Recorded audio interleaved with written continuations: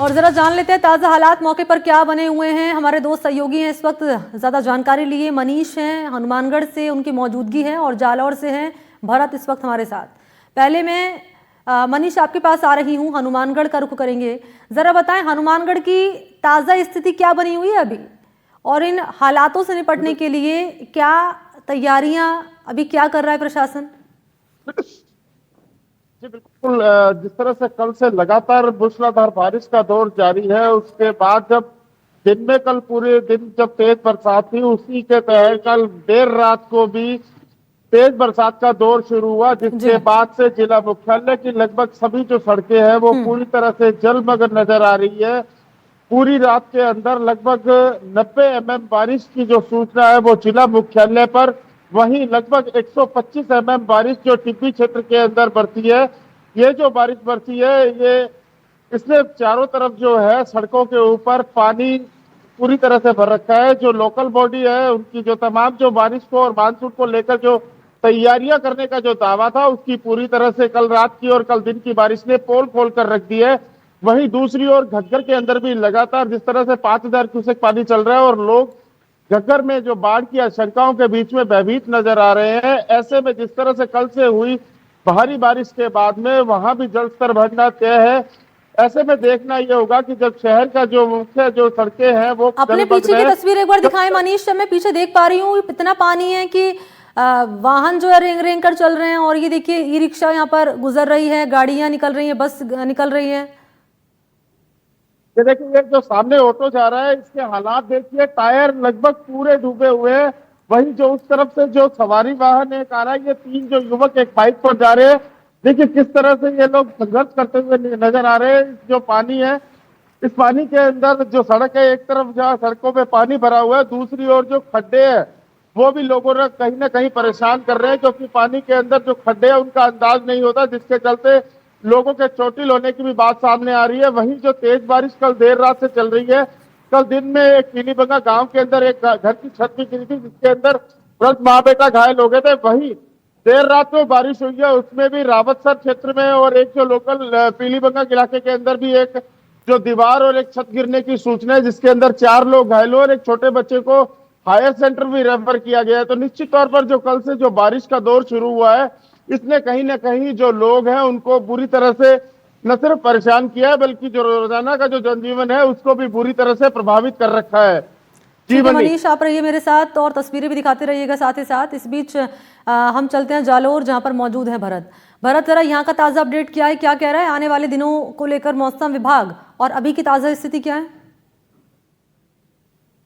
जी, मैं मौसम विभाग की बात करूं तो मौसम विभाग ने 2 दिन का जो है ऑरेंज अलर्ट जारी किया हुआ है, जिसको देखते हुए जालौर जिला का जो प्रशासन है वो सतर्क है। लेकिन दूसरी ओर कई गांवों के जो तालाब है वो ओवरफ्लो हो गया है, जिसके कारण आसपास के जो निचली बस्ती है, कई गांव है, उनको समस्या का सामना करना पड़ रहा है। हालांकि भवरानी की बात करें तो भवरानी तालाब है वो ओवरफ्लो हो गया। एक ही गांव में 2 तालाब है, वो ओवरफ्लो होने के कारण जो स्थानीय लोग है उनको बड़ी परेशानी का सामना करना पड़ रहा है। हालांकि दूसरी ओर जो स्थानीय लोग किसान है, उन्होंने बताया कि तालाब ओवरफ्लो होने के साथ साथ हमें काफी फायदा होगा और हमें खेती करने के लिए उचित फायदा भी होगा और फसलें भी उगेगी। बिल्कुल। और अगर बात कर ली जाए स्कूलों की, तो स्कूलों में क्या छुट्टी घोषित की हुई है क्या भरत? जी, अभी तक प्रशासन ने ऐसा कोई फैसला नहीं लिया है। हालांकि नहीं कोई आदेश जारी किया है छुट्टी को लेकर। लेकिन दूसरी तरफ की बात करें तो जालौर के और उपखंड का जो भाकली बांध है वो भी ओवरफ्लो हो चुका है, जिसके कारण निचले इलाकों में पानी घुसने की समस्या है। लेकिन क्योंकि पानी निकासी के लिए ओवरफ्लो नहीं होने के कारण ये समस्या लगातार बढ़ती जा रही है। और दूसरी ओर जालौर की जो जीवन रेखा कहने वाला है, जो जवाई नदी है, जवाई नदी में मैं खड़ा हूँ। जवाई नदी जो है पूरे वेग के साथ यहाँ पर बह रही है, और साथ ही साथ जवाई बांध का जो पानी है, जवाई बांध भी है, वो पूरी तरह से भर चुका है। और आज या कल 1-2 दिन में वापिस जवाई बांध के जो गेट है वो भी शायद खोले जा सकते हैं, जिसका पानी इस नदी में आएगा। वो जालौर से होते हुए सायला बागोड़ा उपखंड होते हुए आगे निकलेगा पानी। अच्छा मनीष, आप यहाँ बता रहे हैं घग्गर नदी जो है वो ओवरफ्लो हो चली है, और काफ़ी पानी जो है वहाँ पर जो है हम देख रहे हैं पानी की आवक बहुत तेज़ हो रही है, और प्रभावित हो रहे हैं खास तौर पर निचले इलाके। तो यहाँ जो लोग फंसे हुए हैं उनको रेस्क्यू करने के लिए क्या अभी कार्रवाई हो रही है?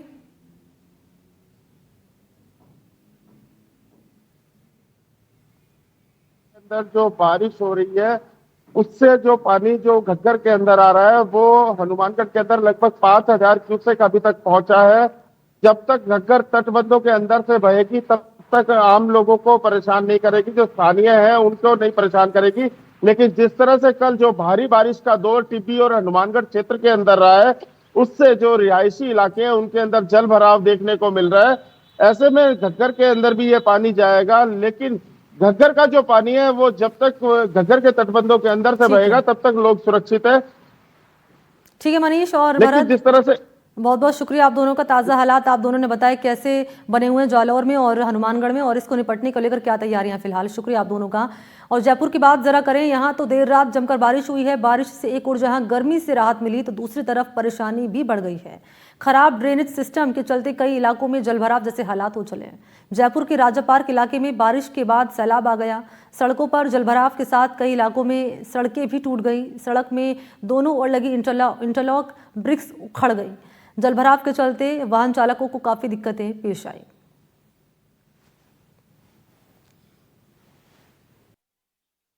मैं इस वक्त राजा पार्क में हूं। कल रात हम इसी जगह पर थे और ये जो रोड है इस पर लगभग घुटनों से ऊपर कमर तक का जो पानी है वो भरा हुआ था। अब आप देखिए कि पानी तो उतर चुका है, क्योंकि रात को बरसात का जो दौर था वो देर रात 12 बजे के आसपास थम गया था। पानी तो उतर चुका है, लेकिन जो रोड है कल रात को जिस तरह से हमने दिखाया वीडियो में भी कि किस तरह से जो रोड है वो उखड़ रही थी। अब आप देखिए कि किस तरह का मंजर यहाँ पर है। पूरी जो साइड में इंटरलॉकिंग जो टाइल्स हैं सीमेंटेड ब्लॉक्स की वो पूरी तरीके से टूट चुकी हैं। यहाँ पर आप देख पाएंगे कि रोड जो है वो पूरा उखड़ चुका है। किस तरह से जो रोड है अब यहाँ से ये उखड़ चुका है, सड़क जो है पूरी तरह से उखड़ चुकी है। तो ये जो प्रशासन है उस पर सवालिया निशान यहाँ पर अब है कि ड्रेनेज सिस्टम खराब, जो यहाँ पर जो रोड बनी थी उसकी क्वालिटी ख़राब थी जिस तरह से ये उखड़ गई है। और आगे जो पूरी ये जो गली जा रही है यहाँ पर जो टी पॉइंट है वहाँ पर जो गली जा रही है वहाँ तक का यही हाल है। ये जो रास्ता है सीधा ये मोती डूंगरी गणेश मंदिर में जाकर मिलता है और हर जगह तक यही हाल है। पूरी तरीके से दोनों साइड रोड पे ये जो इंटरलॉकिंग टाइल्स हैं ये पूरी तरीके से उखड़ चुकी हैं। ये जो रोड है ये उखड़ कर यहाँ पर अगर आप थोड़ा सा और आगे चलेंगे तो देखेंगे कि किस तरह से पूरी जगह पे यही हालात बने हुए हैं। ये पत्थर वगैरह जो रास्ते में थे यहाँ से पूरी तरीके से निकल चुके हैं। और कल रात को यहाँ पर बहुत ज़्यादा पानी भरा हुआ था। लगभग 1 से 1.5 घंटे तक यहाँ पर जो गाड़ियाँ थी वो फंसी हुई थी। कई लोग अपने परिवार के साथ यहाँ पर फंसे हुए थे, वे अपने घर नहीं जा पा रहे थे क्योंकि यहाँ पर ये ऐसे हालात बन गए थे आधा घंटे की बारिश में ही कि गाड़ियों को निकालना यहाँ पर बहुत मुश्किल दिख रहा था। क्योंकि कई गाड़ियाँ ऐसी थी जो बंद भी हो गई, जिन्हें धक्का लगाकर बाद में वहाँ से आगे लाया गया। और चूंकि मौसम विभाग की ओर से आज भी येलो अलर्ट जारी है जयपुर समेत 6 जिलों के लिए, तो अगर बरसात होती है तो यहाँ पर फिर से पानी भराव की समस्या देखने मिल सकती है। ड्रेनेज सिस्टम क्योंकि दुरुस्त करने की बहुत आवश्यकता है। यहाँ पर लंबा जाम एक लग चुका था रात को, जो हमने कल ग्राउंड से दिखाया आप लोगों को। अभी ये जो रोड है पूरी तरीके से ख़राब हो चुकी है, पूरी तरह से टूट चुकी है और यहाँ पर आगे भी पूरी तरह से रोडियाँ बजरी जो है वो बाहर निकल के आ चुकी है रोड से। लोग जो है उन्हें आने जाने में थोड़ी परेशानी भी यहाँ पर हो रही है। हालांकि लोग कोशिश कर रहे हैं कि जो मलबा है उसे साइड लगाया जाए किसी न किसी तरीके से और साइड लगाकर रख दिया जाए ताकि जो ट्रैफिक है वो पूरी तरीके से सुचारू रूप से चल पाए। कैमरामैन पुष्पेंद्र तिवारी के साथ विश्वास शर्मा, एनडीटीवी।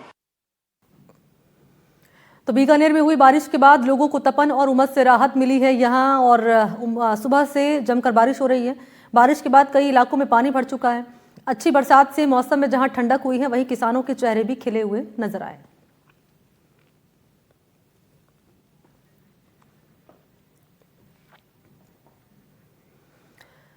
वहीं जैसलमेर में शनिवार की शाम से बारिश का दौर रुक रुक कर जारी रहा। जैसलमेर शहर, पोखरण, मोहनगढ़, रामगढ़, इन तमाम जिलों में बारिश से मौसम खुशनुमा हो गया। चिकित्सा महकमे के बड़े बड़े दावों की पोल भी खुलकर सामने आ गई।